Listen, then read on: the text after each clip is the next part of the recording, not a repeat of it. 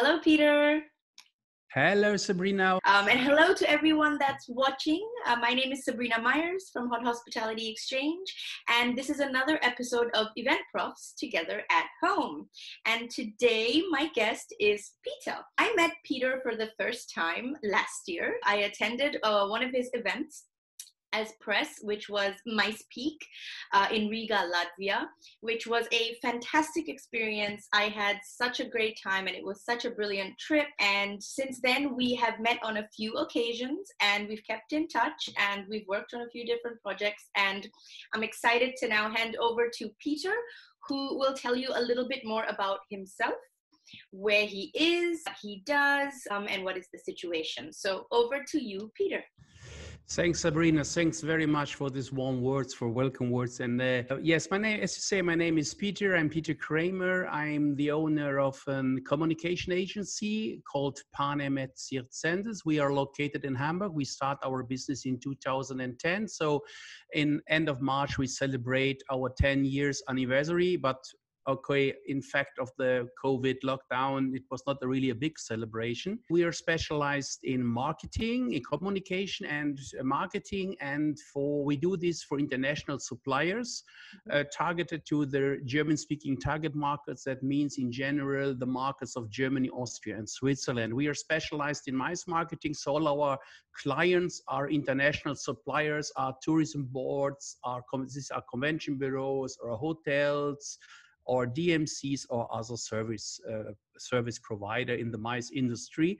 And we try to help them to make business with buyers here in Germany, Austria, and Switzerland.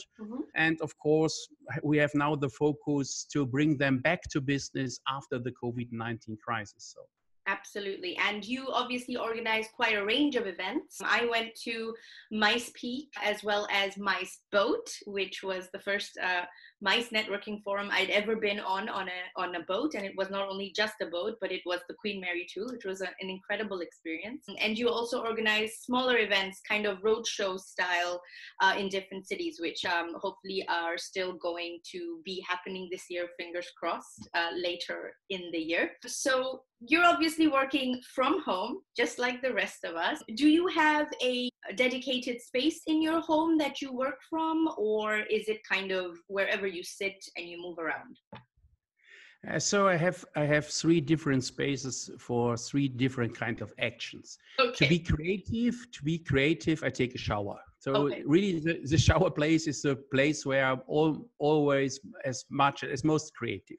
I also like the space in the kitchen. We have a small table in the kitchen too. I like it early in the morning. You need to know I woke up every morning at 6:30. I start to work. Then I'm sitting in the kitchen, joining first of all a lemon juice and a cup of fresh coffee. Then start to work, especially social media works I do in the morning, And then at around about 9 o'clock or 8:45, when the sun is rise, I change to the balcony if the weather is like we have in the moment and the last days. So, and then I like to sit in the sun and I work until about 3 o'clock, if possible, from the balcony. So these three places are my favorite places here in our apartment.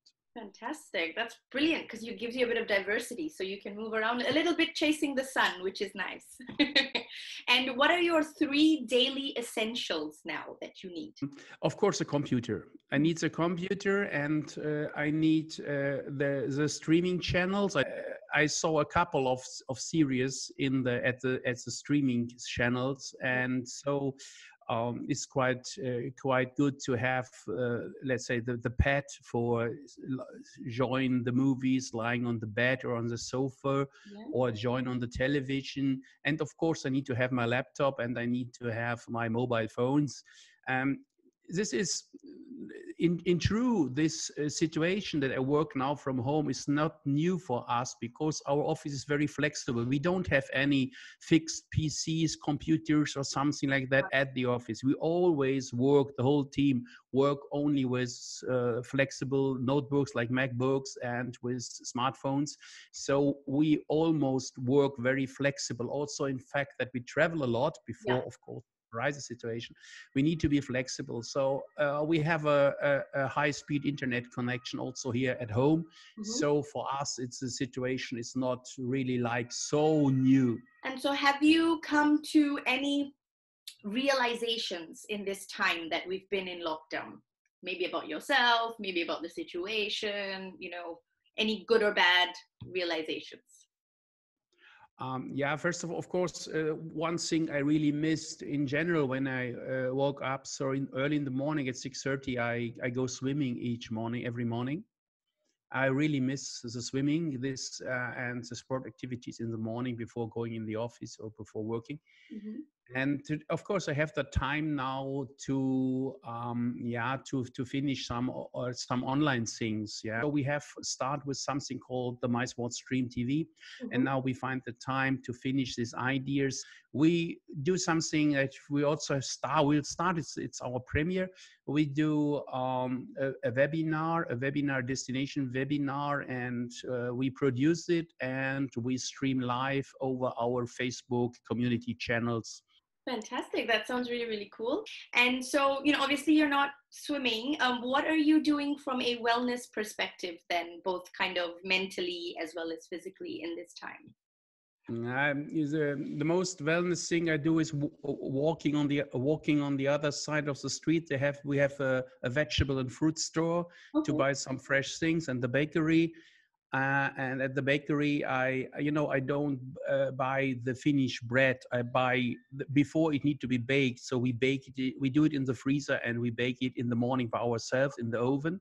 Yeah. So, and there is another down the street is a drink store, where you can buy water, beer, soft drinks like that. And I go, I separate the bottles. So I need to go a couple of times, 3 or 4 times up and down the street to bring the empty bottles and buy some new fresh drinks of lemonade, beer or water. So it's kind of sport activities. So in terms of, obviously we've all been online right now, we are on our phones, we are on watching. A lot of people I know have started to read again. Is there any recommendations of something you've been doing, like anything you've been reading or watching that has brought you some joy in the last few weeks? Yes, you are right. It's a little bit of digital overload. And I don't know how you feel, but I will be really happy when we can meet in person again. So when the true event atmosphere comes back. Yeah. I like to read. In the moment, I read the Inspector Morse series. It's from Colleen Dexter.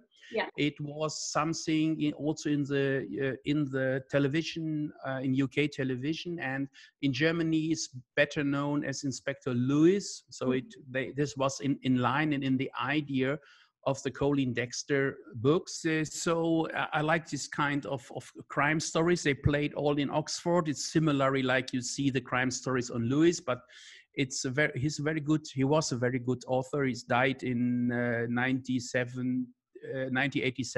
Okay. And so I like to read this kind of books. So that's quite nice, starting early in the morning to work, finish then in the afternoon around about 3 o'clock, and then have maybe a good glass of beer or a pint and join a Colleen Dexter crime story.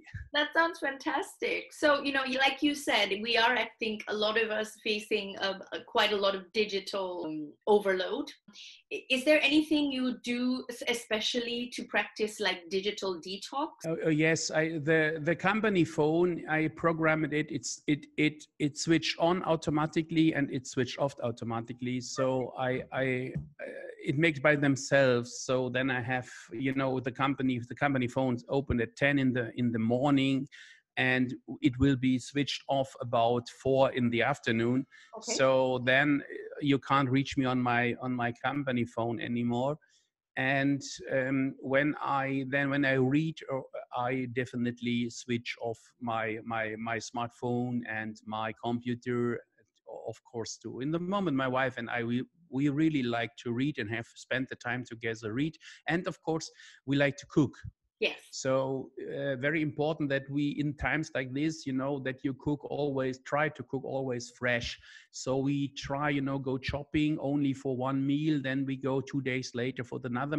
Then we bought some nice things, and we try some new recepts. This especially there is a tapas recepts book with various of tapas and pinchos, and I cook a lot of this recepts, and so we take the time to cook something really good, healthy, and well.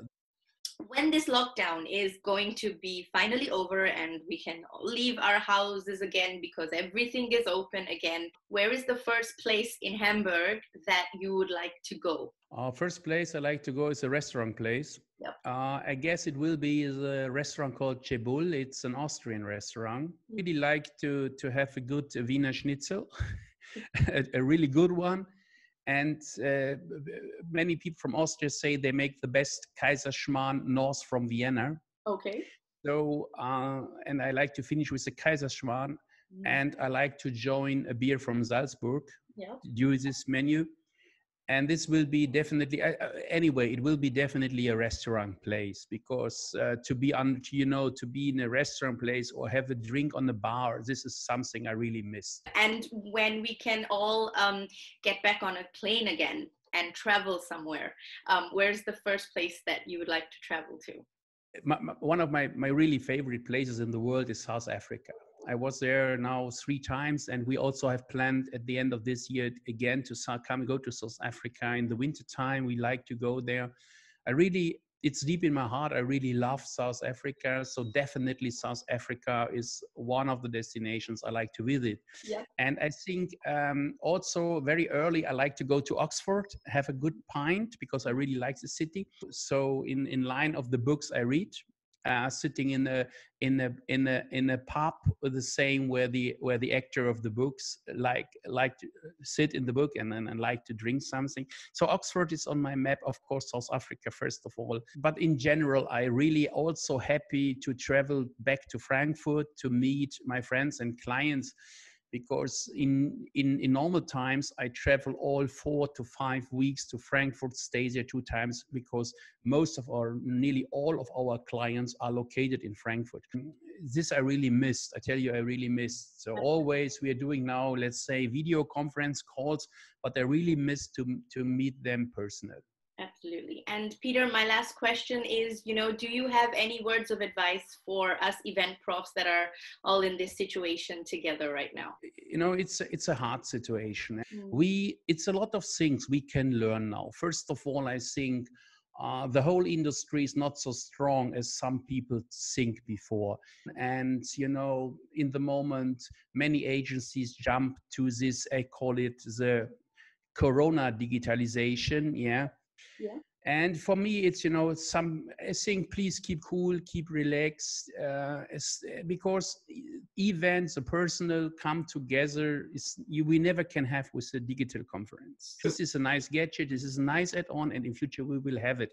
So please keep a little bit cool, but also we need to think about what will be in future. We know now a pandemic can come, and it can come again. Yeah. And you see what has happened. So we need to think about, let's say, hygiene standards. We need to think about cleaning standards. We need to think about, in general, how we handle the guests of our events. So we need to bring the industry step by step back. And what everybody now can do in this time, he can rethink by himself and think about, what can I do to be better prepared for crises like this in future? That these crises are possible in future, definitely. And definitely there will come another crisis, maybe with the same effect. And we need to work on it very, very hard and clear how we can protect the industry better. Absolutely. Fantastic words of advice. Thank you so much for that, Peter. And thank you so much for your time and being part of Eventprofs Together at Home. Thank you everyone for watching another episode of Eventprofs Together at Home. I'm Sabrina Myers from Hot Hospitality Exchange. My fantastic guest has been Peter. Stay tuned for more Eventprofs together at home. And yeah, stay inside, stay safe, stay healthy, and we will all get through this together. Bye. Bye-bye.